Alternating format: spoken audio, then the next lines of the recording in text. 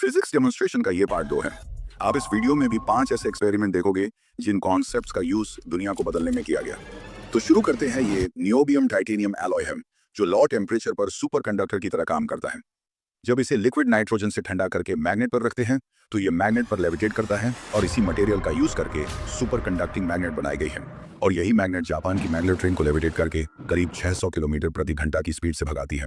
यहाँ इस niobium titanium magnet को ठंडा करने के लिए हीलियम रेफ्रिजरेशन सिस्टम का यूज किया गया है। और ये है एडी करंट का डेमोन्स्ट्रेशन। एक मेटल के इलेक्ट्रॉन मैग्नेटिक फील्ड के चेंज का विरोध करते हैं और मेटल के इलेक्ट्रॉन एक सेकेंडरी मैग्नेटिक फील्ड बनाते हैं जो मैग्नेट को मूव नहीं होने देता।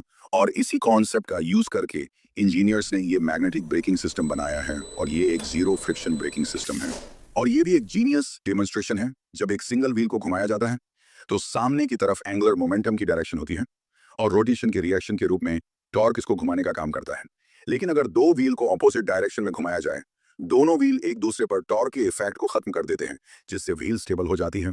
और इसीलिए ट्विन रोटर हेलीकॉप्टर में दोनों रोटर एक दूसरे की ऑपोजिट दिशा में घूमते हैं। इस वजह से इस हेलीकॉप्टर में टॉर्क इफेक्ट को खत्म करने के लिए पीछे किसी टेल रोटर की जरूरत नहीं होती। और ये एक्सपेरिमेंट भी अपने आप में एक जीनियस है।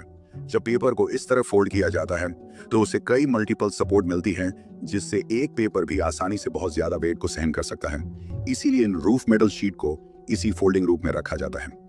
और ये आर्च का डेमोन्स्ट्रेशन, एक सीधी बीम ज्यादा वेट पड़ने से आसानी से बैंड हो जाती है, लेकिन एक पैराबोलिक आर्च पर कंप्रेसिव और टेंसिल स्ट्रेस एक साथ दोनों के इफेक्ट को खत्म कर देती है। इसलिए ये आर्च सपोर्ट बहुत ज्यादा वेट को सहन कर सकता है और दुनिया का सबसे ऊंचा चिनाव ब्रिज इसी सिद्धांत पर बनाया गया है।